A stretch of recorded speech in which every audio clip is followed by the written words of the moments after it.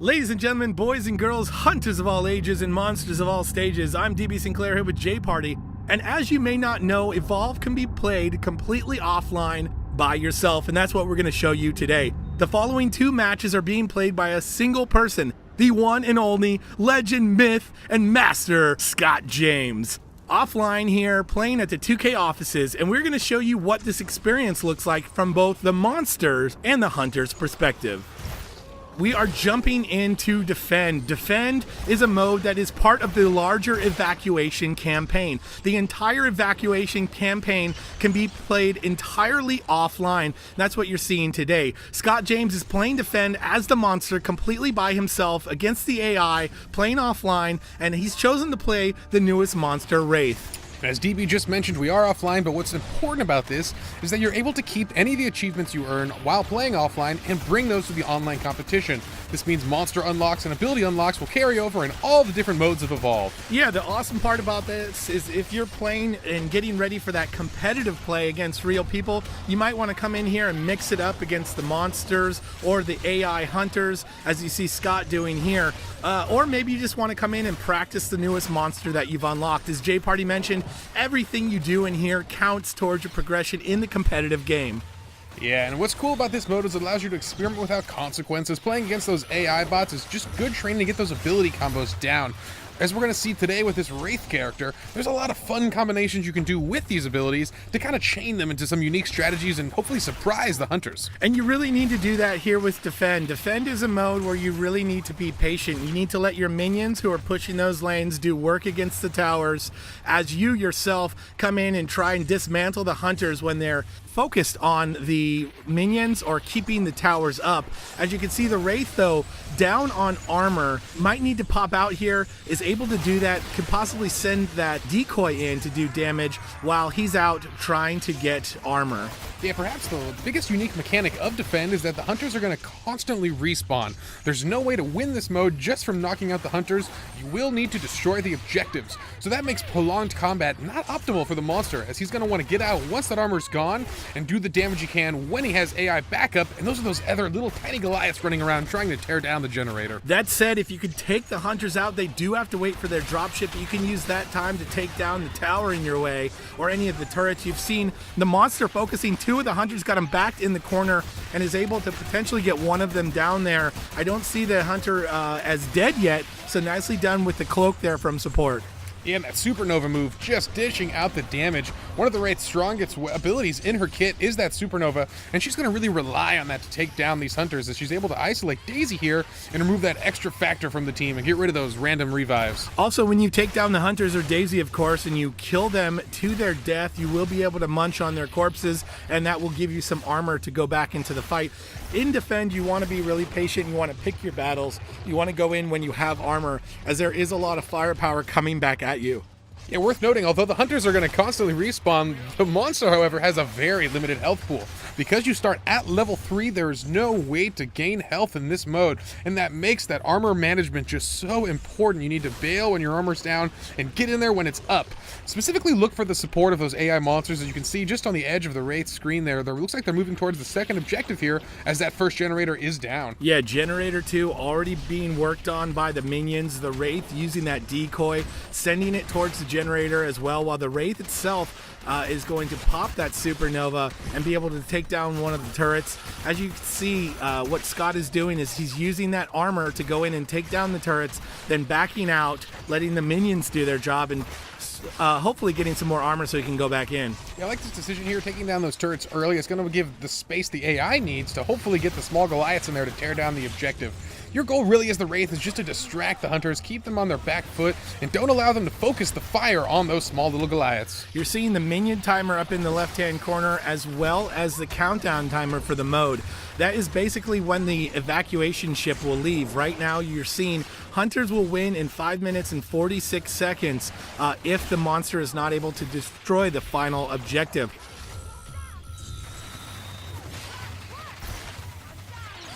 Popping the supernova there is the Wraith. The Wraith going in on Bucket, trying to do some damage on the hunter, unleashes the decoy there, and the hunter goes down. And you may be noticing the decoy actually is going to gain the current state of the Wraith, and that includes the Supernova ability. So you want to use that Supernova ability first, and then unleash that decoy, and it's going to do a tremendous amount of damage as he goes for that abduct there, but misses the Hunters. Yeah, the Wraith misses the abduction, but goes in for the Supernova. Is going to try and do some damage and push the Hunters off of the generator, because we know that the minions were back there doing work. The monster knows that as well. Pushing the Hunters back off of the generator allowed that final minion to destroy generator number 2, and now they're going to be working on the final objective here, J-Party. If the monster destroys this final objective, the monster will win, and unfortunately a lot of colonists will perish. That's going to weigh heavily on this Hunter squad. Absolutely, DB. And as noted too, when each generator falls, it's going to increase the round win timer for the monster. This is going to give the monster a lot of room to farm this area. He's got over 8 minutes now to destroy this last objective. And for those of you at home, if you're worried about the Hunter squad feeling bad about the loss of lives that they might incur if the Wraith wins, remember, these are AI Hunters. That's right. They don't have feelings, but they're really good at playing the game. The Wraith there, trying to get out, nicely done to go in, use that decoy to do damage on the turrets, potentially taking the turrets down, and then back out when she sees that she's low on health. She's going to pick up some armor and take the fight back to the Hunters. Yeah, doing a good job here. Got rid of one of the Hunters here, but trying to focus down the Trapper can be dangerous. If the rest of the squad realizes what's happening, they're going to be able to really focus fire the Wraith and get some real good damage in with no armor. So nicely done by the play of Scott James there. So what he did was he went in with the Wraith, used the decoy to take down that first turret, and then as soon as the Hunters came in to try and get the minions off of the final objective, he went back, he took care of the Hunters, and then went back in and took the turret out, the second turret that was taking out his minion friend, allowing the minion to do as much damage as possible while on that final objective. You're seeing, though, the monster at very low health. I'm surprised he goes back in here just trying to mess up those Hunters as much as possible and maybe have less Hunters to deal with while pushing that final objective. And that's such a good thing to practice here in the offline mode too. Test your limits, see how far you can really push it. You'd be surprised how much a monster can get done with very little health here. The Hunters are just so about the momentum, relying on keeping them on their back foot is such a strength here. The Wraith knows that one of the Hunters is down, and although the respawn timer is short in this mode, it is still existent, and that's going to give him the space he needs to hopefully destabilize the rest of the team and get an easy win with those AI monsters just tearing down the final objective. Just under 7 minutes is plenty of time to come back here, feed, gain that armor up as you see the monster doing. And like J-Party mentioned, this is the offline mode, and this is a great time to practice. The way that monsters are unlocked in the game is you're playing the other monsters first before you get to Wraith here, so you're not going to be as familiar with Wraith as you are with Goliath potentially, especially for that competitive game. You want to come in here and, like J-Party said, push your limits, push your abilities, see what is possible, and you don't have to worry about the people on the other side giving you a hard time about it. Yeah, absolutely.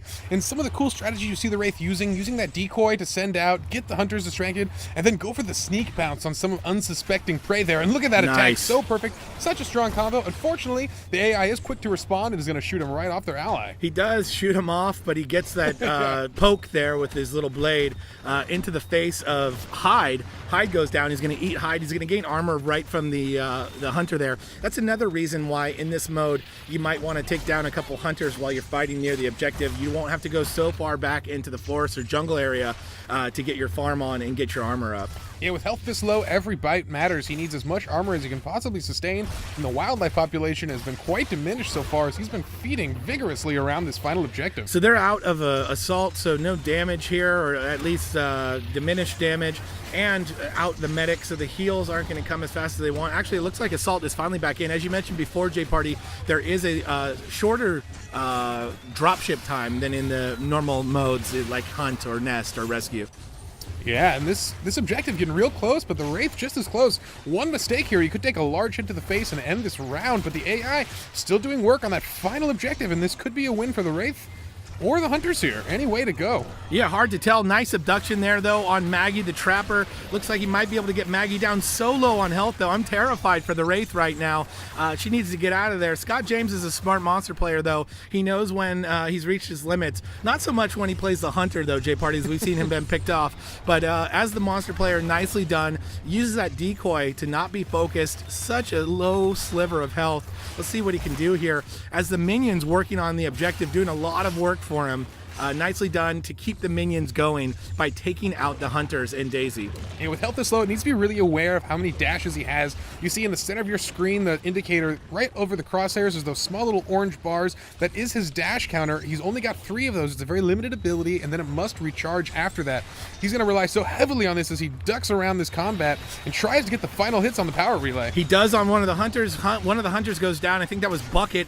2 of the minions are still up. One of the minions is very low on health, but he already took out the turrets, so no turrets doing damage there. The minions continue to do work on the final objective as he's just keeping the hunters busy at this point. Yeah, trying to focus the medic there and also relying on taking out the support class. Wants to get rid of the utility on the team, and that's going to allow him to clean up the rest of the hunters with no real trouble, as this power relay is still clinging to life. Yeah, doing a great job there. Finally does that supernova, goes in on the medic, gets the medic down. The hunters right now struggling to try and get him down and out, but just hanging on for dear life with the rest of this little sliver of health. He's just going to go in on the back of the power relay now while the hunters are on the other side dealing with that final minion. And going into Supernova again, that should be able to do the damage that he needs to win. And sure enough, it is, Jay Party. Ladies and gentlemen, that is solo evacuation defend mode there, shown by the master of the monsters, as I like to call him, Scott James. Well done there. And now we're going to see the opposite, Jay Party. I'm pretty excited for that. We're going to switch over to a match of defend from the hunter's perspective. And the beauty of this is when he was playing the monster, he is stuck with that monster playing against the AI there. But now he's actually going to be able to hot swap between these hunters and play whoever he wants. Yeah, this is one of the coolest modes to play, and actually one of the most impressive modes to watch. You see a really good player is going to bounce between all 4 classes, use those long cooldown and key abilities to keep each other alive while they focus on the main character that they'd like to control, which in a lot of cases, it becomes very situational, and you can't have a standard. Yeah, very situational, even from the beginning here. As you see, he starts with Markov, he lays the mines down. Then he switches to Maggie, and he puts down the harpoon traps. And then finally here on Bucket, and he's putting those sentry guns down. He knows exactly how to lock down this area, or at least how he wants to, and he's doing that really well. Oh, nice move to put a little sentry gun on top of the rocks there. It's going to be hard for the monster to focus. And now it's up to him who he wants to switch between as it becomes even more situational based on how this fight goes. Yeah, trying to deal with those small little AI minions first, but then he notices Val is getting caught by the monster, and that's a rough thing. He can't switch in time. Val goes down here. We'll see if he tries to help Val up, but you probably don't want to play as one of the down hunters. Yeah, definitely not. He does switch indeed to Bucket. He's able to use that cloak to bring Val right back up. So nice move there by the support character. And what we're seeing here, Jay Party, is going to be Scott really controlling the game to how he wants to play it, being able to switch. This is also a great way to check out the hunters you want to play, because you'll also be able to, once you have them unlocked, be able to switch between the hunters you want to see and put together your ideal lineup of hunters in this scenario, be able to practice them all, see what works best, and then go back and take this out to the real world. Yeah, that's absolutely my favorite aspect of it, is just testing some of the weirder combinations of hunters, as we never really know what are the strong combinations, and that's on purpose here. We want the experimentation, we want the practice, mix and matching all the different groups together, and finding out what works for you and your playstyle. Yeah, it's pretty cool too with this defend mode. Defend is, as we mentioned before, part of the larger mode evacuation campaign, or the final day of evacuation is this defend mode. It's basically defending this final power source from the monster and his minions, as you're seeing those minions come in now. And he's right back to the game plan that he's sticking to, Jay Party, and that's putting out the traps, putting down the mines and the sentry guns, and just waiting for those minions to come in and then trying to take them down as fast as possible. Yeah, relying on a lot of this AoE, I can see why he likes Bucket. Those rocket launchers are going to allow him to do damage to both of those tiny little Goliaths at the same time. That's going to help him wear down those monsters. You know, this mode is perfect for the player that has an idea of, their ideal situation and the ideal team they want to put together. This is going to allow them to come in and work on those and maybe take that information back to their friends and say, hey, I was in defend mode, I was playing it, I was working through the different hunters, and I found this 4 that worked really well. Let's try that out. Yeah, absolutely here, DB. It's interesting playing on the medic a lot here. Wants to just give vision to himself there, so when he switches between characters, he's not going to be confused. He's going to know exactly where the monster's at here. And look at that. For this fight, he's chosen to play as the medic because he knows he's been a real target by the monster. Wants to just keep Val alive and in this fight, as she's just so important for this team to keep everyone standing. Also, beyond visibility there, she is going to be able to slow down the monsters and the minions with that trank gun. Doing a nice job of that there. The longer you can slow down any of those 3 enemies, the more damage you can do to the rest. As he's switching now to Assault, trying to lay down some mines, and not good enough at the last second there to keep the monster off of that first objective. They're on to Generator 2. That said, though, J-Party, they have done some forward progress on the monster's health bar. Yeah, absolutely. That becomes the long-term progress for the hunters, is just tearing down the health bar. As I mentioned earlier, there is no way to regenerate health on this mode as a monster as you start the game at stage 3. It forces you to rely on that armor and makes it oh so important to play defensively and leave when the time is not right. One thing that we mentioned before, but I'll say it again, is that even if you're in here just practicing and working on maybe a new hunter that you haven't played before, all of this progress and experience that you're gaining here is going to go towards your progression and carry over to the competitive game. So it's pretty cool to be able to come in here and test out some new strategies, test out some new team comps, and test out maybe some new modes that you're not familiar with if you've just been playing Hunt, for example, and then take that to the real world, J-Party, and show them what it's all about. Yeah, each mode requires such a unique strategy and a different take on what you're going to do each time, and that's what's so fun here is he's going to try some strange things here, and I like what Scott James chose on this one. Went with a really defensive team, a lot of mines to be placed by each member, and that's what allows him to just maximize the utility of each hunter here. And the Wraith coming back in, trying to get some damage, but the Wraith with such a low armor pool needs to be very careful. Yeah, the Wraith too, also very susceptible to this trap team, J-Party. The traps laying around are good to catch both the Wraith and the decoy there. And this team doing a lot of damage when Markov can get those mines down. Unlike the, nice abduction there on the medic. Really nicely done to separate the medic there. So even the AI monster showing a trick or two here. Yeah, absolutely, going for the body there, not the player reviving it. Unfortunately, Val does get back into this fight, and with everyone almost standing here, the monster might need to retreat here as that armor once again getting just so low.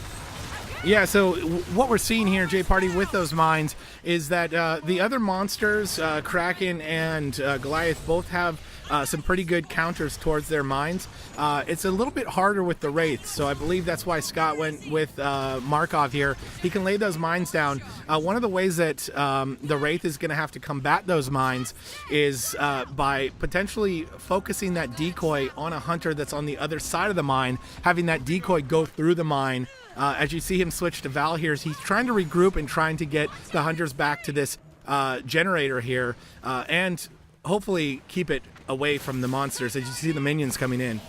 Yeah, and getting comfortable with those abilities is something that does require practice. Once again, perfectly utilized here in the offline mode. Testing some of the weirder mistakes where it just kind of looks embarrassing, where you mess it up the first few times, but you practice it offline, you master those strategies, and then bring them to the face of the internet and just smash folks online. Yeah, sentry guns also really good against the Wraith. You can lay those out when the Wraith comes in. Even if the Wraith is using that supernova to do lots of damage onto the hunters, it's going to take damage itself with all these traps laid around. There's no way to escape them all. And then again, he's going to switch to Bucket and he's going to put down those sentry guns. He's really just going through the cycle of hunter players there to lay down the best defenses possibly, and then playing the player that he wants to use in the moment.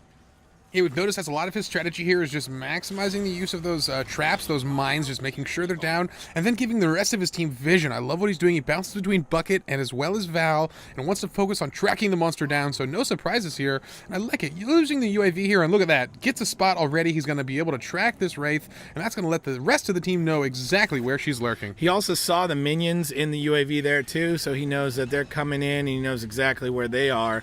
As the monster is tracked there, he's going to switch to Val, and he's going to get that trank gun in and slow down the monster.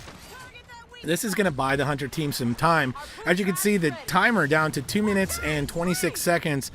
This is a hunter win if they are able to hold the monster and the minions off for that time. But as we mentioned in the other video, 4 minutes will be added to the timer if the monster can get through.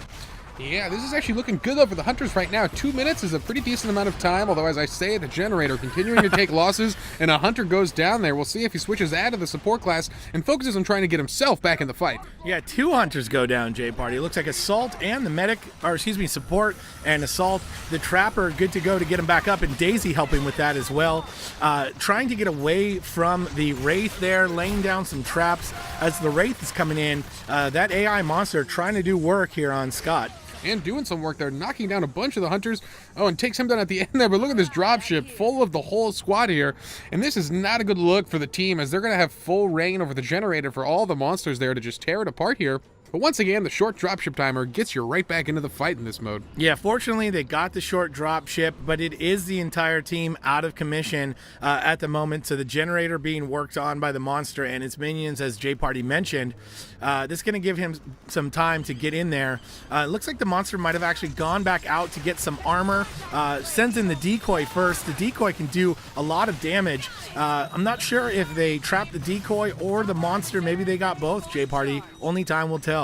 Yeah, actually, they got a real lucky break for the hunters there. It looks like they took out the AI support right before they all got wiped there. So not a lot of progress made on the generator, even with all the hunters dead. With them back in the fight here, they're at full strength and tearing apart these little tiny Goliaths. And a really great arena, J Party, as you see it's just on the edge of the generator there. So the minions are trapped in here and not able to get to the generator. So a beautiful arena by Scott as he switches back and forth between the rest of the hunters, trying to do damage to take the minions down. And he does a great job of that. And that generator looking nice and good, has no progress made to it since we mentioned it before. Here comes the Wraith, or is it another decoy? Looks like a decoy, J Party. And you know, that is one of the most important abilities of a trapper, is to really visualize the size of the arena. Some of the cool setups you can get as a skilled trapper are just incredible, as they've done right here, blocking out all of the monsters from the generator. They're forcing this fight off, just barely off of it. And that's what's so strong about this. And with only a couple seconds left, the hunters are about to take this victory. Yeah, the hunters are going to win here, and they do, J Party. The countdown timer, the Wraith does not even get to the final objective. The lockdown with that arena, I feel like, was the final blow to the AI hunters there. And ladies and gentlemen, that was Scott James playing as the hunters that time, going against the AI monster. And that is solo defend, part of the entire solo mode. We're out of time, so we will see you next time when we bring you Between Two Beards.